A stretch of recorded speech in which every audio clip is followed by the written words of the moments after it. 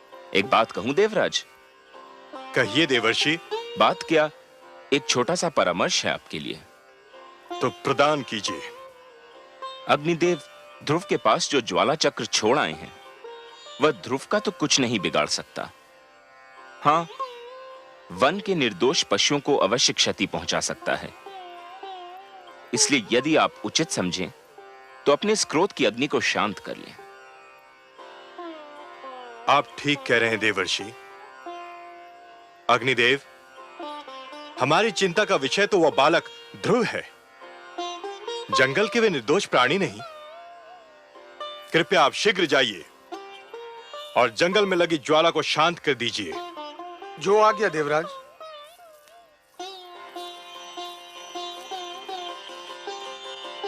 नारायण नारायण। ओम नमो भगवते वासुदेवाय। ओम नमो भगवते वासुदेवाय।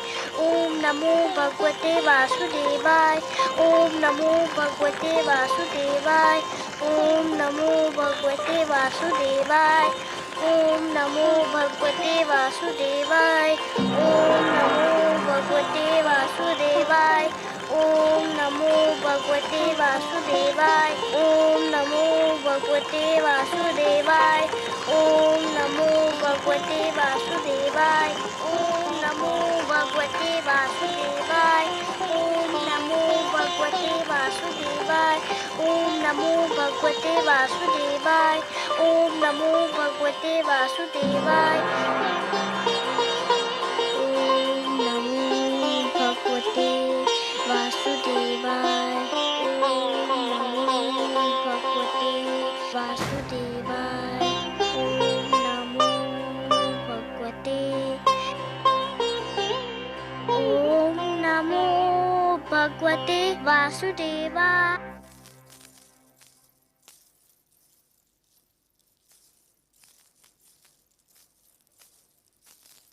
प्रणाम प्रणाम राजगुरु। राजगुरु। प्रणाम। क्या बात है? आप लोगों के मुख देखकर तो ये लग रहा है कि अवश्य कोई अशुभ समाचार है। हाँ राजगुरु, ऐसा लगता है कि स्थिति नियंत्रण के बाहर हुई जा रही है। क्यों? समस्त राज्य में असंतोष फैला हुआ है। असंतोष? पर क्यों? प्रजा पर तो कोई अत्याचार नहीं हुआ है। प्रजा में यह भावना फैल गई है कि राजकुमार ध्रुव के जाने का कारण महारानी सुरुचि है और उनके विरुद्ध बहुत क्रोध फैला हुआ है। यदि प्रजा का यह क्रोध राजभवन की ओर मुड़ गया तो अराजकता फैल जाएगी। केवल आप ही महाराज को यह परामर्श दे सकते हैं कि वे के लिए कोई उपाय करें। नहीं, महाराज इस स्थिति में नहीं कि वो कोई परामर्श दे सकें या ले सकें। पुत्र वियोग ने उन्हें निढाल कर रखा है। उन्हें तो ये सूचना देना भी उचित नहीं कि राज्य में असंतोष फैल रहा है। परंतु अब क्या किया जाए राजगुरु? कहने को तो देश राजा का ही होता है। उस पर राज्य करना, उसे संभालना राजा का कर्तव्य भी है और अधिकार भी। परंतु इन कार्यों को संपूर्ण करने में राजा जिन लोगों की सहायता लेता है वह भी उत्तरदायी होते हैं। रात्रि का अंधकार दूर करने का उत्तरदायित्व केवल चंद्रमा पर नहीं, उन तारों पर भी है जो चंद्रमा की चारों ओर चमकते हैं। यदि प्रजा में असंतोष फैला है तो उसे दूर करने का उत्तरदायित्व मुझ पर और आप पर भी है।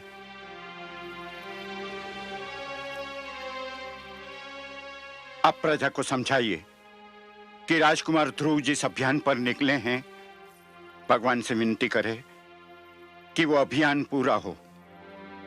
ध्रुव का अभियान पूरा हो गया तो सब कुछ अपने आप ठीक हो जाएगा। जाइए और प्रजा को समझाइए कि राजभवन में बिखरे दुख को अपनी भावनाओं से और बढ़ावा न दे और ध्रुव की रक्षा और इच्छा पूर्ति की प्रार्थना करे। जो आज्ञा राजगुरु।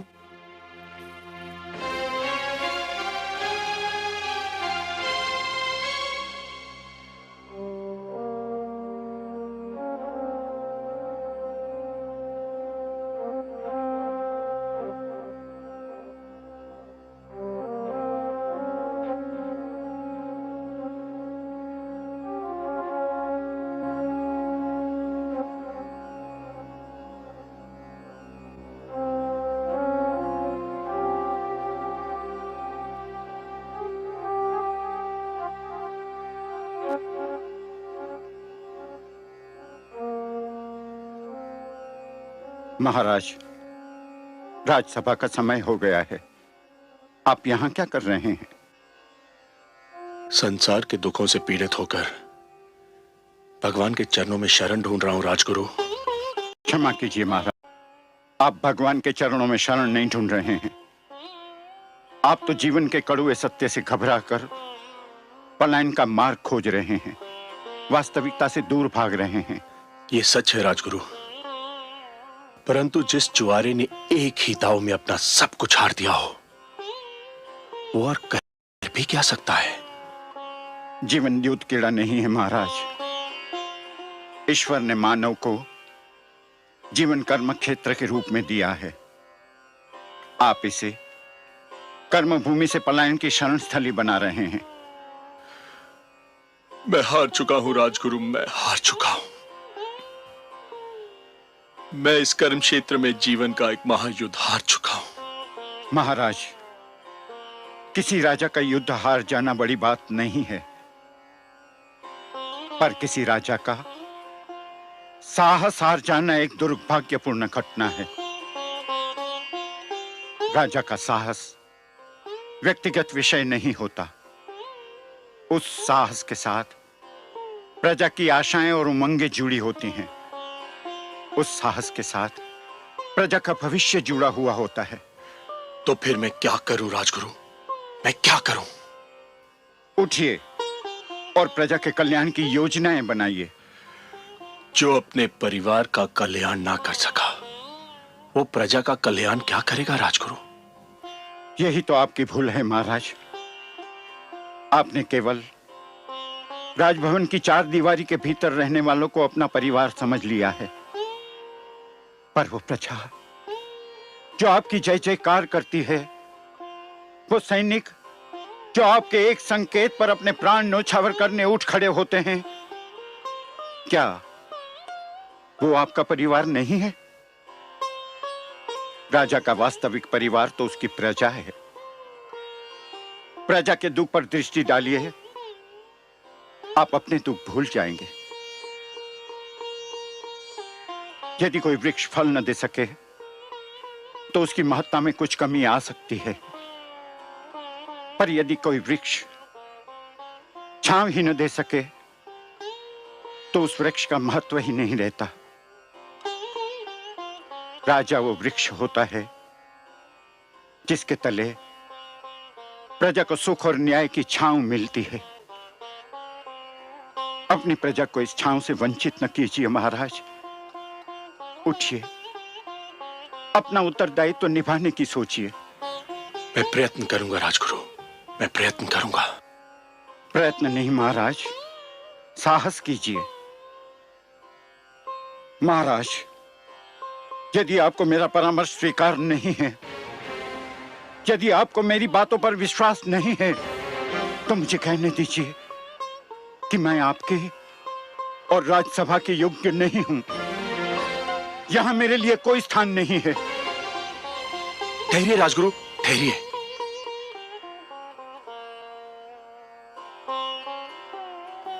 राजगुरु, मैं जीवन में बहुत कुछ खो चुका हूं। यदि आप जैसा महापुरुष और मार्गदर्शक भी मैंने खो दिया तो मैं बिल्कुल कंगाल हो जाऊंगा। आपने मुझे सत्य का मार्ग दिखा दिया है, मैं आपका आभारी हूं। नमो भगवते वासुदेवाय।